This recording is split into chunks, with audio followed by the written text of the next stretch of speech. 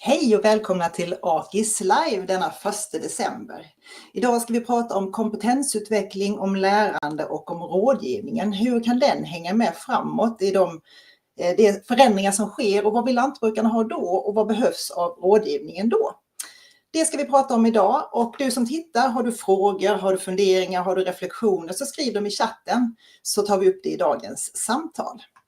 Idag har jag med mig 3 personer i panelen. Jag har Sebastian Remvig och Per Hansson från SLU och jag har Jenny Ståhl som industridoktorand på Trafikverket. Och Jenny, du jobbar ju med hur chefer kan främja lärande bland medarbetare. Så det tänker vi att vi ska lära lite av till lantbruket också. Välkomna hit alla 3. Tack för det. Tack så mycket. Och jag tänker att vi börjar med att slänga oss in i ämnet direkt Per, och jag vill fråga dig, inte för att du är gammal, men både du och jag har varit med ganska länge i rådgivningsbranschen. Och hur har rådgivarens roll förändrats under de åren som du har varit verksam? Och vad kan egentligen det ha för betydelse för dagens kompetensförsörjning, kompetensbehov?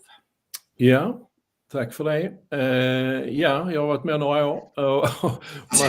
Om man ska reflektera över det så när man började för då 35 år sedan så handlade det ganska mycket om expertkunskap och det handlar också om att man var ung och kom direkt från utbildningen och så vidare. Men det jag tycker man ser och har upplevt är att det har ju gått då tydligare mot mer av... Sen gick det ju mer mot analys kan man säga och att man reflekterar tillsammans med kunden. Och det jag ser händer nu det är att det blir mer och mer process och vidare mot dialog och att man kanske för ett resonemang med kunden. Där man kan fånga upp det här med mål och målkonflikter och vart man är på väg egentligen och så vidare. Så det börjar med skatter och budgetar, men nu är det kanske mer om livssituation och hur man klarar den delen. Så det är lite både ämnet lite men också rollen som rådgivare som har utvecklats lite grann kanske? Det tror jag. Och det innebär ju inte att de här expertkunskaperna försvinner. De måste också finnas. Men jag tror att kanske hur man utvecklas som rådgivare också över tid. Att det blir ett större inslag av att ta med hela bilden och inte bara budgeten och den ekonomiska resultatet. Viktigt. Och Sebastian, jag tänker på vilka behov möter du när du jobbar med kompetensutveckling inom företagsledningsfrågorna för lantbrukare? Jag tror framförallt att man behöver bli mycket bättre på att fånga upp kundens intresse eller väcka det intresset. För det är en sak vi ser ganska mycket inom företagsekonomi att lantbrukarna är inte nödvändigtvis jätteintresserade av att gå så att säga längre än det man behöver. Så det blir ju en nyckelkompetens för framtidens rådgivare att så att säga kunna väcka det intresset och viljan att utvecklas hos lantbrukarna. Spännande. Och jag tänker Jenny, när du studerar det här, vilka mönster ser du hos medarbetare, hur de tar till sig ny kunskap och så i de miljöerna som du studerar? Du studerar inom Trafikverket men du har ju också forskat lite inom lantbruk så det är ju rådgivningen inte helt ny för dig heller. Vilka mönster ser du i dina studier? Nej, men jag tänker jag börjar i änden vad det är jag faktiskt gör, för jag är ju en liten udda fågel i det här sammanhanget. Jag är industridoktorand på Trafikverket och jag fokuserar på våra så kallade operativa roller. Det vill säga till exempel de som jobbar 24/7 med att trafikleda eller trafikinformera. Eller förarprövare som kanske ska köra 8 körprov om dagen. Och någonstans där så ska vi också hitta en form för lärande. Vi har ju givetvis en väl uppbyggd modell med instruktörer, med handledare och det tänker jag lite är användbart även när man tänker kring rådgivare. En instruktör och en rådgivare, det är ungefär samma tanke. Och det mönstret som jag tydligt ser, det är att de som ska lära sig någonting hos oss, de vill träna, de vill verkligen testa och göra. Vi har en förkärlek till formella utbildningar. Har man gått en utbildning då kan man någonting. Medan de som ska lära sig hellre vill träna och göra. Och där har vi en kulturresa att göra och fundera på hur tar vi det vidare så att vi möter de här två perspektiven. Spännande. Jag tänker om vi ska liksom knyta ihop det som Jenny och Per har sagt nu här, så är det ju att vi är ganska duktiga på att ta fram utbildningar kring de här expertkunskaperna. Jättelätt som ny rådgivare att få gå en fortsättningskurs i hur man jobbar med skatter. Men vi har mycket mindre när det gäller det här med processledning och att liksom jobba med målen till exempel för en kund som Per var inne på. Har vi några bra sätt att träna i rådgivningen idag på samma sätt som man gör på Trafikverket? Jag kan ju slänga in det här med alltså, att träna. Det kan ju vara bara det att man har en tid för reflektion. Jag undrar hur många som får tid till det i sitt team eller sin rådgivargrupp. Och det tror jag är första steget. Att verkligen dela med sig av sina egna erfarenheter. Och kanske tänka att man gör det på ett strukturerat sätt. Typ pulsmöte. Alltså lämna ifrån sig och reflektera tillsammans. Det tror jag är första steget. Och det kan vara en grund för det, vad som sen behövs i form av riktade utbildningar. Och nu vet jag att det är jättemånga rådgivare som är... Ja, förlåt, Jenny. Jag kan fylla på där att precis den frågan har jag ställt i en enkät till de som är operativa hos oss. Och jag har också haft intervjuer med cheferna där cheferna upplever att vi har tid till detta, vi har mycket debriefing, vi pratar mycket, men tittar jag på enkätresultaten så just reflektion, den är försvinnande liten. Och jag tänker att det är viktigt det som du är inne på Per, för att ibland så pratar vi om reflektion som att man bara tänker efter, men det är det strukturerade och systematiska sättet att reflektera som faktiskt gör skillnad. Det räcker inte att säga att men vi pratade ju när det har varit en händelse, utan hur gjorde vi det, varför gjorde vi det och vad tog vi med oss, vilka lärdomar fick vi med oss framåt. Den distinkta skillnaden är superviktig, att man professionaliserar reflektionstiden. Bra. Jag skulle fråga, för jag vet att det är många rådgivare som är med och tittar idag. Skriv gärna du som är rådgivare, är du bra på att reflektera? Tar du dig tid att reflektera och gör du det så här strukturerat som Jenny ger förslag på? Skriv gärna lite kommentarer i chatten på det så tar vi upp det. Bra praktiskt exempel. Men om man då ser på de mest framgångsrika utvecklingsresorna som man har sett på gårdar. Per, du har lång erfarenhet, Sebastian, du har också ganska lång erfarenhet av att vara rådgivare. Men vad har ni sett några bra exempel på vad rådgivarna har gjort rätt då, som vi kan dela med oss av? Det är ju egentligen en ganska svår fråga. Ibland skojar vi på kontoret om att de här kunderna vi pratar om eller de företagen vi pratar om, de är ju inte på samma ställe och de vill inte till samma plats. Alltså det handlar ju väldigt mycket om individen och det tror jag också är en lärdom liksom med många års erfarenhet av rådgivning, att det gäller att hitta kunden och vad är drivkrafterna här. Kan man göra det så gör jag bättre nytta som rådgivare. Det hjälper inte att jag berättar utifrån mitt perspektiv, utan det handlar om att det ska vara grundat. Och då kan man ju alltid säga vad är framgångsrikt och inte. Och de företag jag själv tycker man har lyckats med, det är att man har haft väldigt tät dialog, ganska hög grad av förtroende emellan. Och det handlar inte bara om att vara medberoende, utan det kan ibland handla om att man som rådgivare är motvalls för att bjuda motstånd och öka trycket i det här med reflektion och vart vill vi egentligen, var är vi på väg med de resurser vi har. Jag stannar där. Och ska jag fylla på lite grann så skulle jag nog säga att vi måste börja i att ha det där samtalet. Vad är framgångsrik för den här kunden? Jag tror vi har alldeles för ofta liksom utgår ifrån att det är för vår del som jobbar med företagsekonomi vi ska tjäna mer pengar, men det är ju inte alls nödvändigtvis att det är det. Det är kanske få mer tid till semester eller fritid, eller det kan vara helt andra mål. Så att jag tror det börjar i väldigt hög grad med att man faktiskt har diskussionen om vad innebär framgångsrik i den här relationen mellan rådgivare och företagare.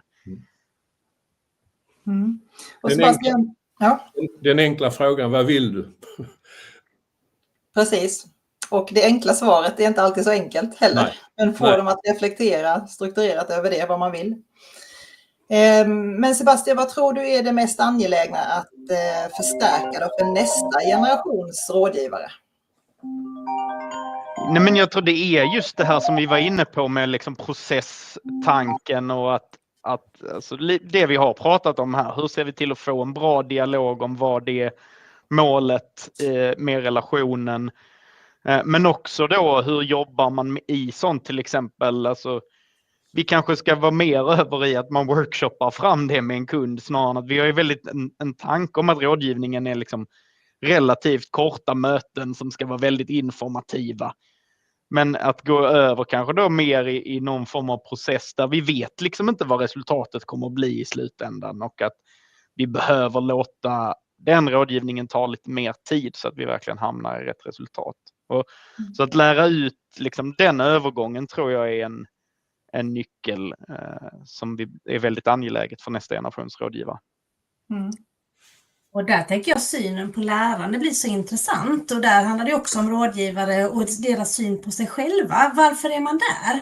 Om man är där för man ska berätta massa sanningar. Om man tar tillbaka till pedagogik så handlar det ju mycket om att man ska berätta sanningar för någon annan. Om man den synen på sig själv som rådgivare, som instruktör, ja, då är det där vi kommer hamna. Men om man tänker att synen på lärande är att man ska skapa förutsättningar för någon annan att bli bättre, att det hela tiden är fokus, då händer det också någonting med den andra individen.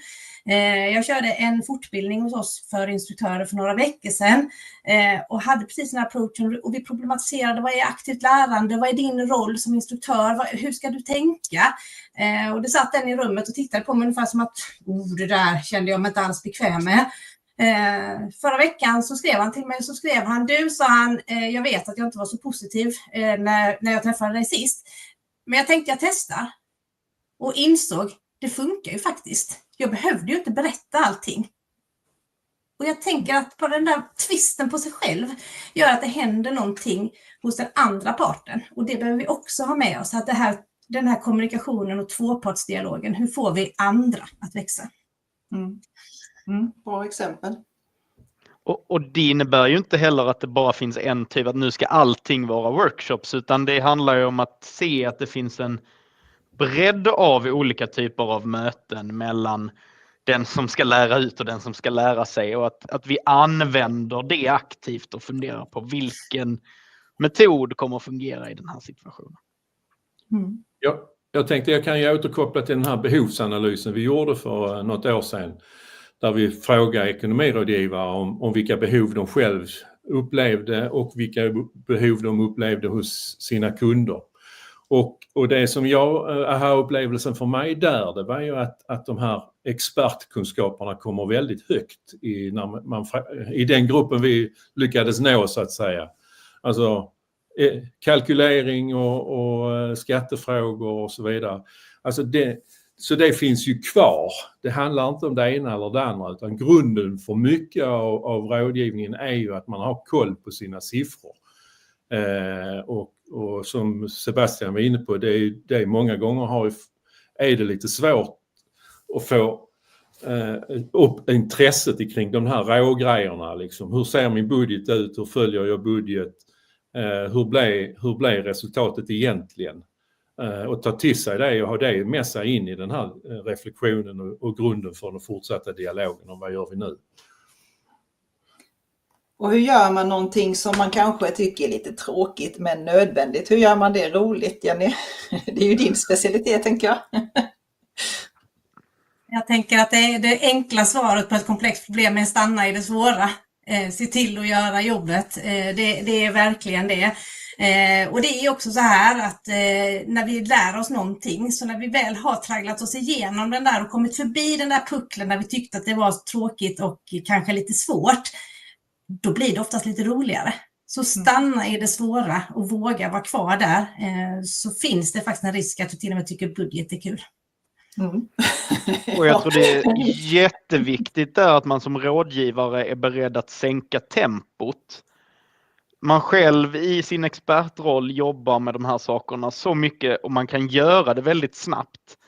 Men nyckeln liksom med att lyckas där är ju inte att man ska göra det så snabbt som möjligt så att man fakturerar kunden så lite tid som möjligt, utan det gäller ju att sakta ner så att kunden har en möjlighet att hänga med. För det vet jag att jag hade erfarenheter när jag träffade någon kund att liksom, men det är första gången någon har förklarat det här eller gått så pass långsamt fram att jag har förstått vad det handlar om hela vägen. Så det är också en viktig sak att tänka på, att liksom sakta ner tempot, låt alla hinna med i samtalet. Det är så lätt att man springer vidare i liksom diskussionen, att man vill vidare. För att man själv i sin expertroll är så trygg med det.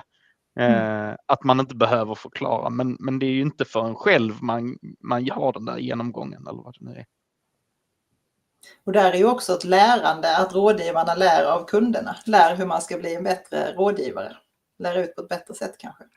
Ja, och jag skulle säga att det handlar också om förhållandet rådgivare, kund och egentligen ibland tredje part, då, en bank eller vad det nu är. Att kunden, det finns ju en risk annars att kunden hamnar i någon sorts underläge eller beroendeställning, och det är inte det vi är ute efter. Så det krävs ett visst mått av vaksamhet där. Är kunden med på det här? Alltså när man satt på bank och fick in en driftsplan eller en budget, liksom, har kunden koll på det här egentligen? Eller är detta, man har gått till en rådgivare och fått den utskriven liksom? Det är ju ett drömscenario att man höjer företagaren och kunden då till nästa nivå, så att man har en större makt, om man nu uttrycker sig så, i förhållande till sin omgivning, genom att man kan det, kan mer om det. Mm. Och jag tänker Sebastian, vi har ju varit med Akis analysgrupp både i Danmark och Finland och på Irland, och vi hade Nederländerna senast med studiebesök. Några bra saker på hur man jobbar i andra länder som vi kan lära av? Skulle du vilja ge några exempel? Men jag skulle väl vilja börja i att de länder som vi liksom uppfattar som väldigt framgångsrika på det här området, de har ju också haft en väldigt tydlig politisk beställning. Så det är ju en sak som att det gäller ju liksom att vara tydlig i vart ska vi vara på väg, och i de fallen är det ju liksom för hela rådgivningssystemet så att säga, och kunskapssystemet. Men där är mycket, jag tänker tillbaka när vi var på Irland, så pratar man om att istället för att ha om vi tittar på agronomutbildningen idag till exempel, så är det ju mer eller mindre 5 år med att lära sig spetskunskap. Medan Irland har byggt upp ett system där de har 3 år, det är en bachelor då, och sen så bygger man med 2 år som bara är rådgivningsmetodik och hur man förmedlar kunskap. Så det är ju också en sån sak vi liksom kan titta på. Hur ser utbildningarna ut? Tittar vi på Nederländerna så jobbar de ju med, alltså för att behålla din akkreditering så är det ett visst mått av att du måste kompetensutveckla dig varje år för att behålla akkrediteringen. Så där är ju några exempel på hur man skulle kunna jobba för att stärka systemen så att säga.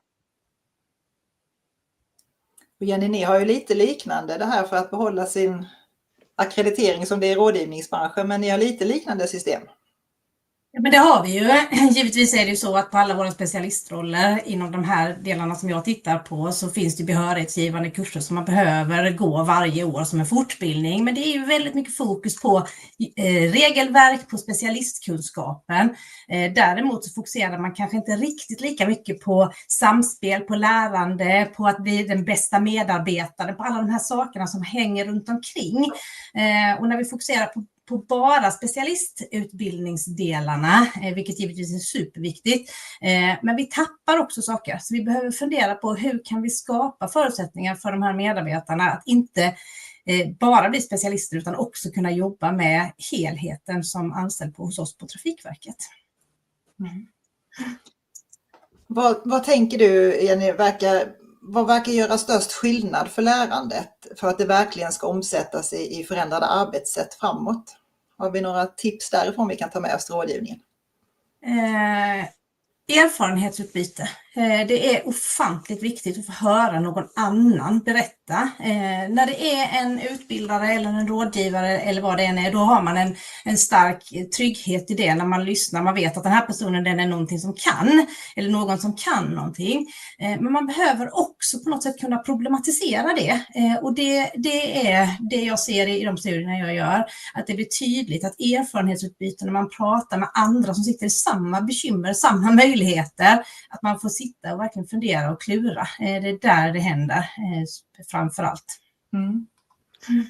Och det visar även forskning inom lantbruksrådgivningen att man brukar prata om att man befinner sig i 3 olika faser, och i den första fasen när du är nybörjare, då behöver du mer instruktion, alltså tydligt. Sen går du över individuell rådgivning eller liksom mentorskap. För att när du väl är praktiserande så är det just som Jenny är inne på erfarenhetsutbytet som skapar allra mest lärande. Så att man behöver också se det som en trappa på något sätt. Att vi behöver utveckla rådgivningsmetodiken efter var den personen som ska lära sig någonting finns. Ett exempel på det tycker jag är det arbete vi har hållit på med inom kunskapsnavet med Lean lantbruk och ledarpraktikan med mera. Där i grunden såg vi till att verktygen är på plats, och sen i nästa steg har vi då ju jobbat med att få de här tidigare utbildade handledarna och coacher och så vidare att både hitta ett ställe där man kan hitta grejerna så att säga, men även att träffas och ha ett utbyte på tvärs vad det gäller organisation och så vidare. Och vi får ju väldigt god respons ifrån de som deltar i det här, att utbyta erfarenheter, både egna erfarenheter och erfarenheter mellan organisationer för att komma vidare. Så vi tror ju mycket på den formen, att vi är en liten bransch, stark strukturomvandling. Vi behöver vara rädda om varandra mellan organisationerna också, för att folk ska utvecklas. Då kan jag också bara lägga till där att för att man ska lära sig någonting så det absolut viktigaste det är att man är trygg. Att man är trygg i rummet, man är trygg i sammanhanget. Annars så är det full fokus på att man nästan vill ha en fly därifrån. Vilket innebär att när man har de här erfarenhetsutbytesgrupperna eller hur man arbetar, så är det den som är facilitator eller driver frågorna behöver verkligen jobba med gruppen och skapa den här tryggheten. För hittar vi det så att man verkligen vill dela med sig av sina kunskaper och kanske också sina svårigheter, kanske våga erkänna att det där blev inte så bra och kunna ta lärdom av det. Det är då det händer någonting. Men det är lätt att vi glömmer bort det där och så slänger man sig in i ett erfarenhetsutbyte utan att man börjar i det där. Hur skapar vi kulturen just i den här gruppen för att skapa trygghet? Mm. Viktigt. Och just när man tittar på ekonomirådgivning så har man ju märkt ganska tydligt att den behövs även i så att säga, mötet mellan kund och rådgivare. Att du blir inte insläppt som rådgivare i en kunds ekonomi innan du litar på den rådgivaren. Så att det gäller för gruppen, men det gäller också i så att säga mellan 4 ögon. Mm. Den sista lite där just med lärande. Glöm inte bort att ha roligt. Det är så lätt att vi hamnar i att lärande ska vara så seriöst och det ska vara så uppstrukturerat. Men låt det bara få vara lite kul ibland. För ibland så lär vi oss bättre av när någon råkar säga någonting som var helt tokigt än att vi sa det som var helt rätt. Så att det där med att våga skratta när man lär sig, det är också en viktig erfarenhet som jag har med mig. Mm. Här kom en liten kommentar. Jag kan vara ute och cykla, men jag upplever ibland att när jag arbetar med rådgivare så är det en stress över hur man ska fakturera alla minuter. Press att vara så effektiv som möjligt och som Sebastian nämnde inte behöva fakturera för många timmar. Vad ska jag lägga min egen reflektionstid samt då även få in tid för reflektion för lantbrukaren? Hur kommer man åt stressen i systemet? Bra fråga, Malin. Ja, vem börjar? Alltså, det är ju i grunden en ledarskapsfråga. Alltså att se nyttan med att det finns tid för reflektion och att det är någonting som bidrar både till effektivitet och produktivitet och att man trivs på jobbet, att man känner sig trygg på jobbet, att man har lust att stanna kvar och utvecklas i den rollen man har. Eller till en ny roll möjligen. Det är min reflektion. Jag tänker att frågan blir väldigt tydlig hur komplext det är med kompetensutveckling. För kompetensutveckling i sin ädlaste form det handlar om att någon får någon kunskap. Och så tar man det vidare. Men i praktiken så handlar det om kultur, det handlar om synen på lärande, det handlar om ledarskap, det handlar om tid framför allt. Så att det är så många saker som påverkas. Jag tycker frågan är intressant ur många olika perspektiv. Det är inte svar på frågan, men det är en reflektion. Nej, men jag tror även att kompetensutvecklingen måste ju bekostas av tiden med kunden, så att på något sätt så blir det ju ändå, men då behöver man även se, har vi rätt prismodell så att det faktiskt får plats kompetensutveckling i de timmarna vi fakturerar så att säga. Och det som jag tycker jag har märkt i de rådgivningsinsatser där man har gjort som allra mest nytta, det är ju inte där man har lagt så få timmar som möjligt, utan snarare kanske tvärtom. Det är ju när vi låter det ta tid och man kanske fakturerar lite mer, det är ju också då man faktiskt skapar värde. Så att där är inom ekonomisk teori finns det en sån här klassisk time value of money där man säger att liksom, ju längre bort i tiden desto mindre är pengar värda. Men jag hade velat föra över det på liksom time value of arbete eller labor. Liksom, att, vilket värde skapar olika tid? Därför att jag tror att vi har en ganska lång startsträcka där vi kanske inte skapar så mycket värde.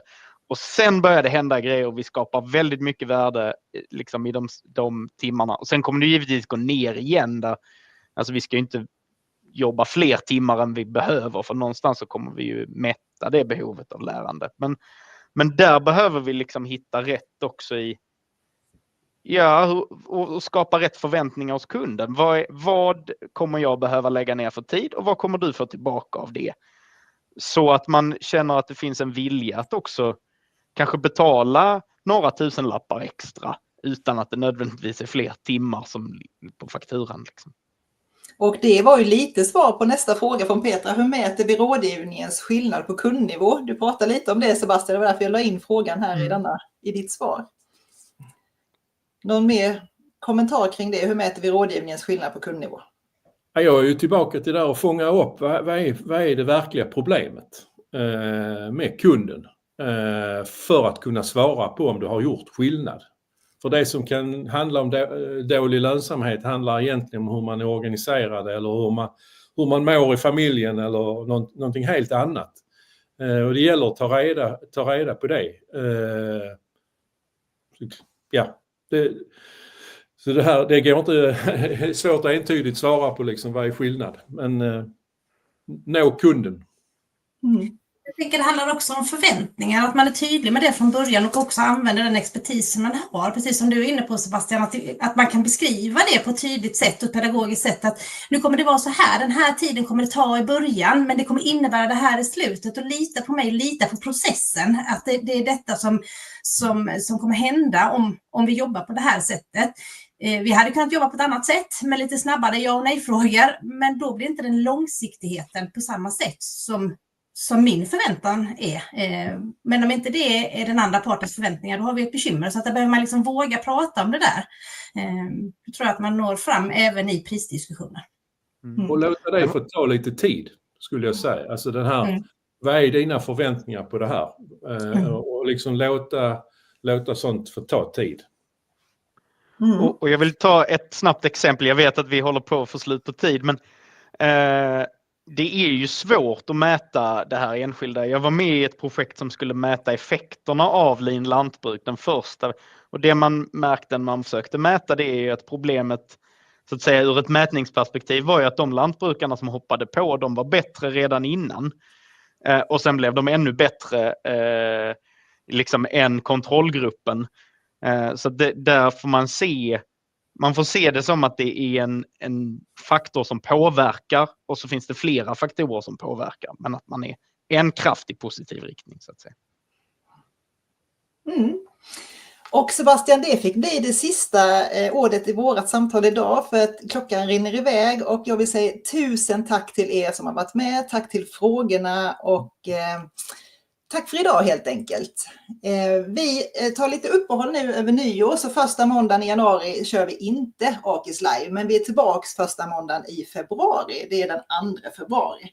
Så då ses vi igen. Tack för idag. Hej då!